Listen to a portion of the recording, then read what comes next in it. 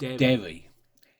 Legendary this episode is going to be, because it includes a performance by Neil Patrick Harris, although he seems to have dropped the Patrick now.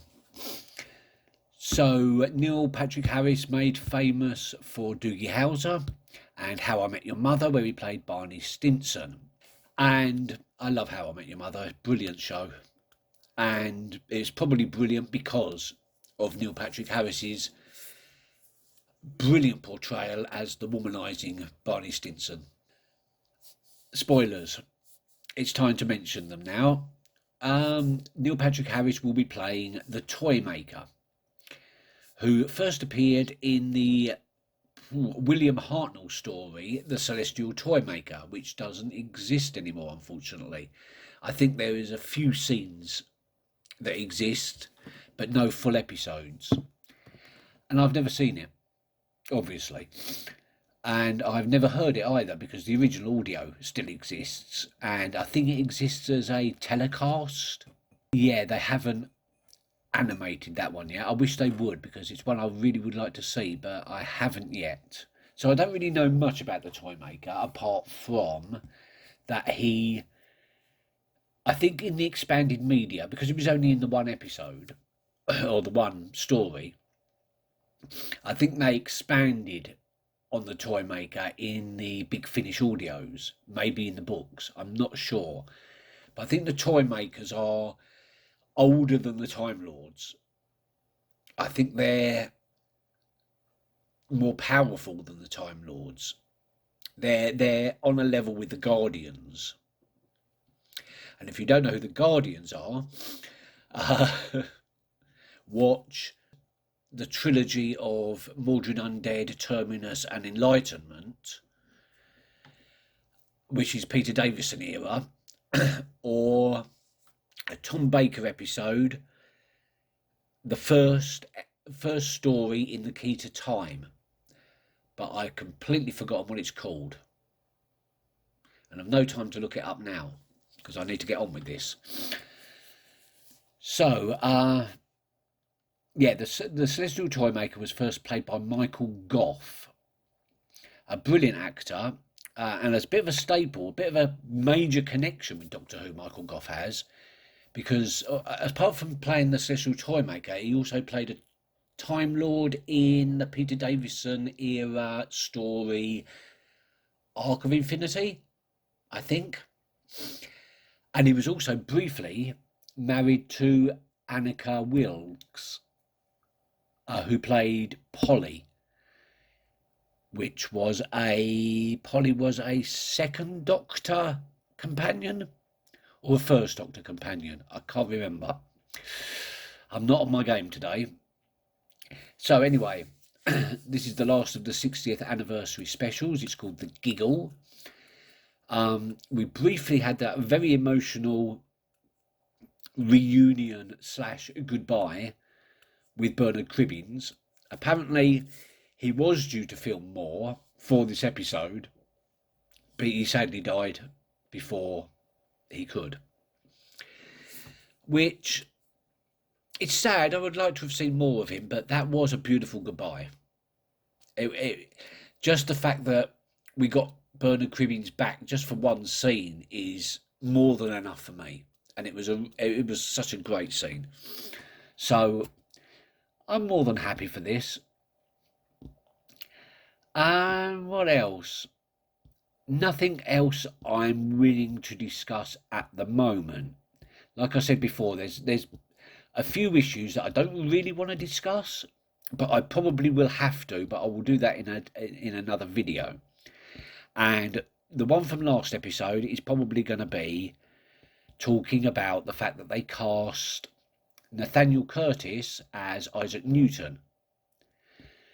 I didn't really have a problem with it. I didn't even really notice that we had a Indian descended Isaac Newton.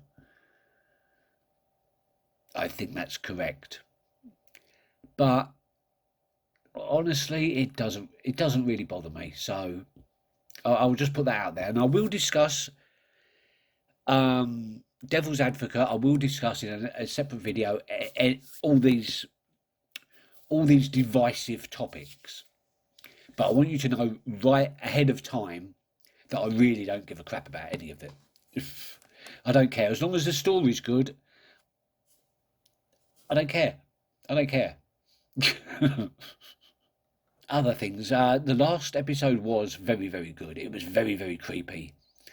It was very nightmare fuelish. I said that before. I will say it again. And I will say it again. It was nightmare fuel.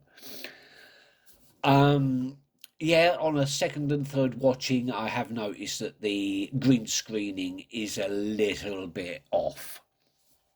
But I don't think, because there's so much happening in that moment, I don't think it really notices that much. Apart from that, it was a really in-depth, real creepy, base under siege Doctor Who episode. And again, the music, Murray Gold's music perfectly complementing the whole scenes. And I suppose because we're getting the Donna's theme again, which Murray Gold originally composed, the music does sort of kind of feel like old style RTD Doctor Who. Let's see what Murray Gold comes up with for the new characters, for the new Doctor and the new companion who I can't remember what she's supposed to be called. Anyway, that's a long way off.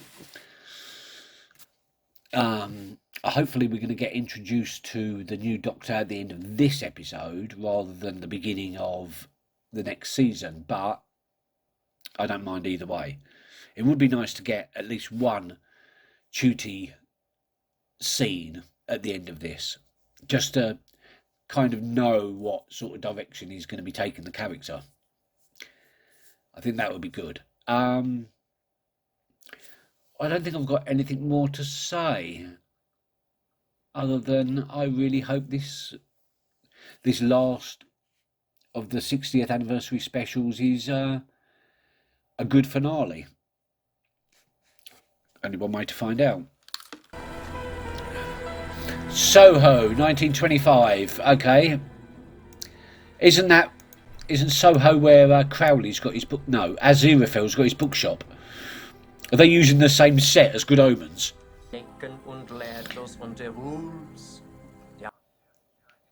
Why is he doing that outrageous German accent? It's gonna move, isn't it? Oh god, that's so creepy. It's a bit jigsaw-y as well. Isn't he president of the world or something in time of crisis? What have we got? Are these worldwide? Because I'm going to need all the statistics. Oh, no way. Mel! That is the best news, Melanie! Oh, they kept that secret. That's brilliant. I love Bonnie Langford. I wasn't the first redhead. No, that was me. Kate Lethbridge Stewart, off. Busy day? Why do you want to know? And I think it's highly relevant that the person demanding information from me is an alien. Okay. No. I think you'll find that I'm in charge. Oh, damn. That was a bad idea. I've seen you walk. I've seen you walking. Don't deny it. Yeah, not everyone in a wheelchair. I won't finish that thought, you know. Like this. How did she know where to draw the E A classic up. line? Middle C an octave higher. La la la la la la la. It's an arpeggio. A C major arpeggio. I found the exact same notes. If he burnt himself into television itself and every picture ever since, every single one. Scream, type of scream. Everyone and everywhere. Laughing at the human race. This is beginning to sound like the end of a Pink Floyd Sid Barrett song. Bike. Quick version. I travelled the stars. Good old Sabalon Glitz. He lived till he was 101. Oh, Sabalon Glitz, I forgot about him. He was a brilliant character. Stooky Bill was televised the 2nd of October 1925 at 22 Frith Street, Soho, W1D4RF. This has all been a trap to lure the Doctor in. The ball is the first game ever being invented. That is the final ball of all. Yeah. Enough. Honolulu. I wondered Oh. which one of you had the balls. Okay. Don't I go back to the TARDIS? Go back to the TARDIS. You never tell me to do that. Oh, but he is recognizing me. Yeah, that's him. Yeah, colorized. The toy maker. No, go back. There is no back now. It's bigger than the shop. He can manipulate space-time. It's hardly. An elemental force with the power of a god, and he's driven the human race mad with a puppet.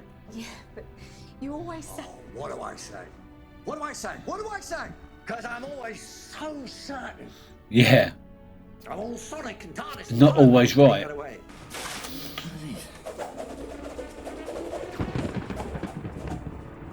Now I dance. Whenever he commands, I dance and I prance, but I can never go home again.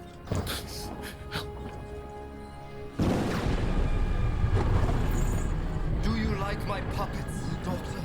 Do you like my fun? I thought I was clever. I thought I was clever. Oh no, Doctor's really out of his depth on this one. The toy maker's practically a god. Now the Stooky Babbies weep. Oh, Stooky Babbies can't sleep. Stooky Bill was an actual person at one They point. miss their dear papa. Stooky Babbies are so sweet. This is creepy as well. Hello, Stooky. My name's Donna. Now I think that you're a goner. Worldwide premiere. Amy Pond. Yes, he be liking the redheads. And Amy Pond was touched by the weeping angel, and she died. She died of old age. Well, that's Yeah. all right then. Bill Not Stooky, died. but Lady Bill. Her consciousness survives. Oh, well, that's all right then. Then I challenge you to a game. Oh. Yeah. Come on then. Of course he accepts. I accept the challenge. The master was dying and begged for his life with one final game, and when he lost, I sealed him for all eternity inside my gold tooth. That's the game of the 21st century. They shout, and they type, and they cancel. So I fixed Yes. it. Now everybody wins. And everyone loses. Yeah. The never-ending game. Yep. That was predictable. Und now, meine kleine Doktor, we will see what is my prize. One. All. I won the game. Many years ago. You won today. Which leaves us equal. Oh, yeah. Two players are bound by one inviolable rule. Someone has to win. Best of three. I'm already running.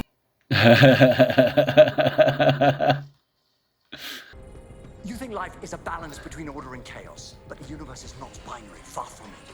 There is order and chaos, and there is play. What's that?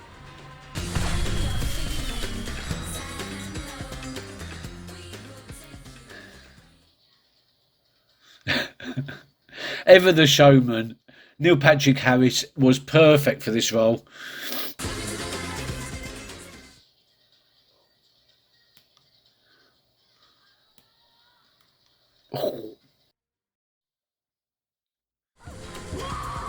What happened to them? They're dead. I'm sorry.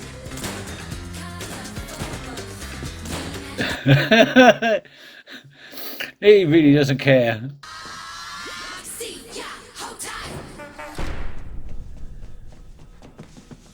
Now you know what you're dealing with. Your fight is with me! And you owe me one more game! Oh, what the? I played the first game with one doctor. I played the second game with this doctor. Therefore, your own rules have to Third change. I played the game with third another game doctor. With the next doctor. Nice lead for the regeneration. Is he going to regenerate now? He's not dying. He is. Oh, Do what you like. get on with it then. What? What happened? What the? Huh? What? That is weird. So the David Tennant Doctor and the Ncuti Gatwa Doctor are going to exist side by side. Is he in his underpants? Because I challenge you to a game. Huh? Both of them together? I'm the doctor. And I'm the doctor. And according to the rules, you can't say no. Before we begin, there is one thing to remember. It's a simple game, really, but I think if you drop it, you lose.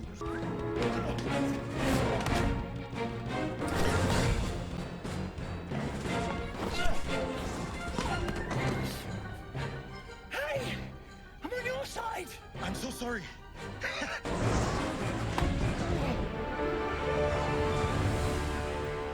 You lost. And my prize, Toymaker, is to banish you from existence. My legions are coming. Oh, are they really now? So now what are we going to do with the 14th Doctor? We can't have two doctors running around. Come here. I've got you. Yeah. So Ncuti Gatwa is going to be the doctor that heals after all the pain. Oh, that's the Master. That doctor that first met the Toymaker never, ever stopped. Put on trial, exiled, key to time, all the devastation of Logopolis. Adric. Yeah. Adric.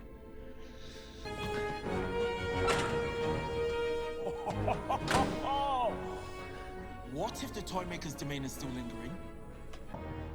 Wish me luck. What for? We won the game. You get a prize, honey. He got his prize. Where is mine?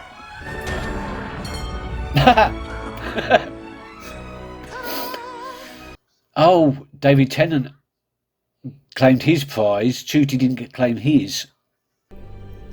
So are we going to have like a spin-off show where we follow Donna and Shirley and 14? And then the main series concentrates on 15. Don't go sneaking off to Mars. Again? What's that mean?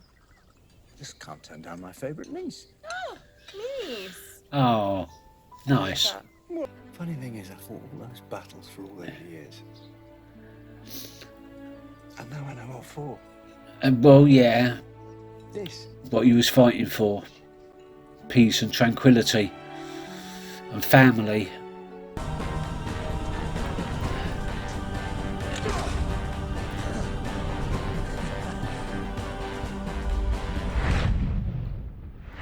Destination Christmas. We're getting a Christmas special as well. Well, that was an absolutely fantastic episode. Neil Patrick Harris didn't disappoint, and it makes me realise that the casting on this episode was superb. Because Neil Patrick Harris was absolutely perfect for the role of the Celestial Toymaker, and it's not until the episode got going that I realised why.